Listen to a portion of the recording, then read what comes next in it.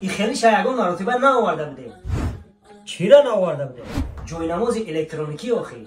کویا هویش کو بینیم کو؟ اینا دیده هیچ خیلی عجایب است. ای خیلی ده همه جا هست. یگان تا نیست که زبان تاجیکی داشته باشه. اوی داره 5 زبان داره. اینا گوش کنین نازی. روسی، کازاخسکی، کرگیزکی، تاجیکسکی. انا مرحبا تاجیکسکی. یاش چی معنی داشته باشه؟ این اینجا نگاه کن که هم رکعت‌های نماز نوشته شده. کو 2 رکعت سنت نماز بامداد ما. نیتی 2 رکعت نماز سنت. من نیت دارم که اینجا قلف ما دیگه دیگه‌اش کار نمیکنه کنوکش. بعد از اون نماز میخونیم. خوبو لیکن فقط برای مردا بوده ده. نه آخی این برای زن‌ها هم میشوه. اینا نگاه کن. این برای مردها. اینا برای زن‌ها. این نه که بهترین بوده ای. یادت شجام که برای جیاناتا برام. همین جیانا که نماز خوان بشوند نماز بخونن. اینا حاضر الحمدلله جدا میکنن دو سالتون بگی